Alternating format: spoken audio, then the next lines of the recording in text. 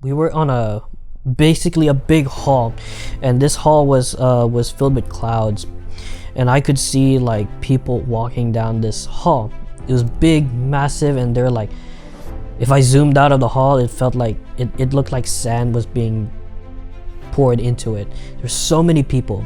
At the end of this huge hall was this big white throne, and I was like already knew that this is it. This is the great white throne judgment.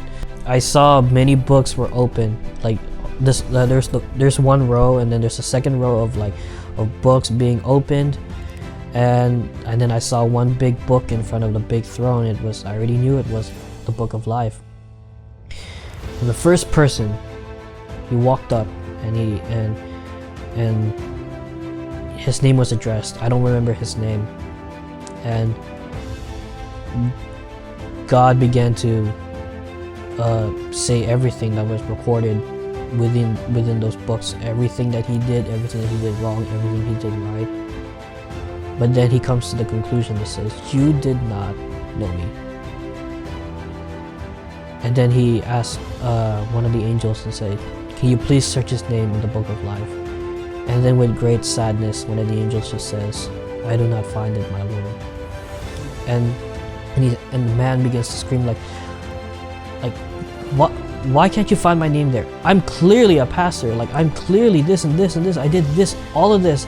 And it took me to the verse in the book of Matthew where it says, like, "Lord, Lord, have we not prophesied in your name?"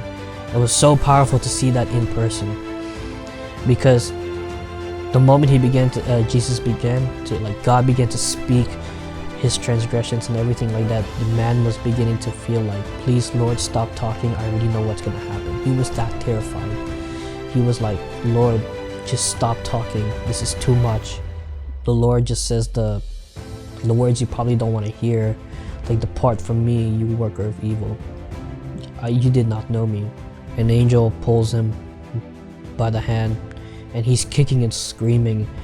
And then on the right side, boom, like this huge crack in the floor opens up, and I could see, like, when the smoke came out, it ran out so fast that it cleared the color of the entire hall. You could smell that place. It smells like sulfur. It was disgusting. And the fire would shift from red to blue to white, all these colors. In the middle of that hole where I could see it, there are already two people in there, and it was the beast and the false prophet.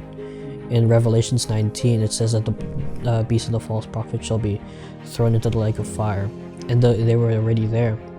What's horrible is I could hear them screaming, "Jesus is Lord, Jesus is Lord, forgive us of our transgressions, Jesus is Lord." They were in there still screaming.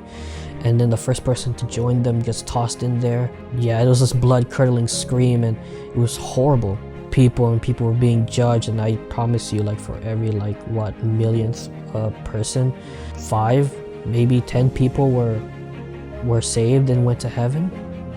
It like in the book of the Bible, it says like the road to hell is big but narrow for heaven. You know, like, it kind of dawned on me, like, yeah, this is real. This is legit. This is the most horrifying part of the judgment. Some of the people being judged, some of them accepted their sentence. Some of them accepted that they were going to the lake of fire. Some of them accepted they were going to heaven, and some of them went kicking and screaming. All the same, they were all sentenced to either two places. One of the things that I saw there was at the end of every sentence, they always confessed that Jesus was Lord. They bowed, got on their knee, and said that Jesus is Lord, and after that their sentence was carried out. And I saw millions and millions of people were being tossed in there. And then it said in the book of the Bible where death and Hades gave up the dead that were in them, and they were cast into the lake of fire. And I tried to think, what's the difference between hell and the lake of fire? Well, if you think of it like this, I saw that hell was a prison. So imagine, what does hell hold? Holds inmates, holds death row inmates. Hell was a place where they held all those death row inmates. You're a death row inmate for the lake of fire. So just imagine that. And they said that the lake of fire was way worse than hell. So I can't even begin to imagine that. The dream takes me out into this battlefield, scorched land,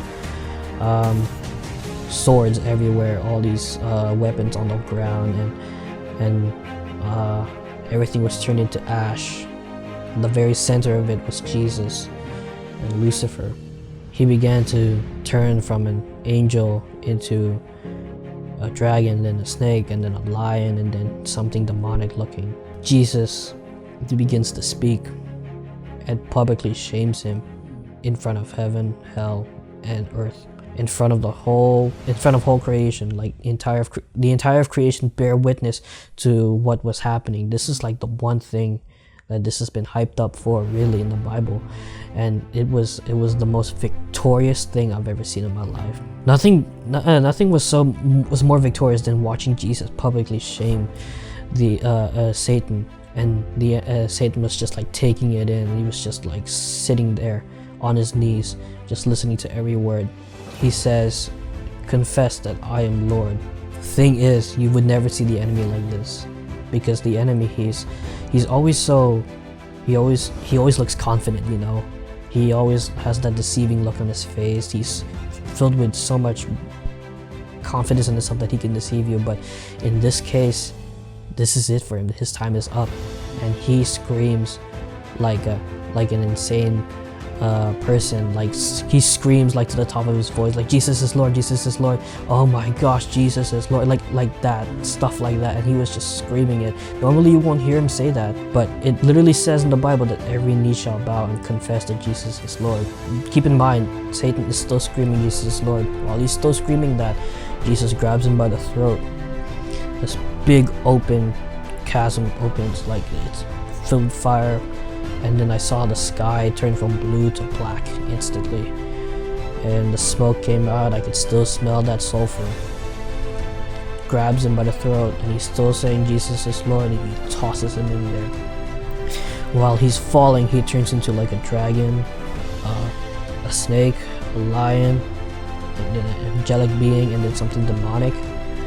And then when he lands in that fire, he begins to scream with such, like, it's possibly, out of all the screams you could hear in the lake of fire, that his was the worst. And he was just covered in a bed of maggots, fire, things, all things torturing him. And then while he's there, I think this is the one thing that got me, was that while he was being tortured, everyone was looking at him. Everyone in the lake of fire was looking at him and saying, "This is the guy that was supposed to give us the victory. This was the guy who was supposed to defeat Jesus. This was the guy who led me here. This is all your fault." And everyone was like screaming at him and like taunting him and like saying all these things to him, like, and that was like one of the, and then I think that was one of the torches that he had there. And the gate, it looked like a gate. It closed and it completely shut. That was the last thing I hear, just screaming and screaming into utter silence. Then we go back to Jesus, where we pick off after, you know, having that dinner, you know, and we're just kind of there, like saying, "It is over, it is finished, it is done, the victory is ours, Jesus Christ is Lord." And it kind of just went into this huge victorious shout. So imagine the wall of Jericho, but in heaven. It's like that. It's so loud but so victorious. You couldn't help but not scream. All of heaven began to rejoice. All of heaven began to sing unto the Lord. I saw David. You know, David. He's like leading like the screams and everything. I saw Moses. I've never seen them before.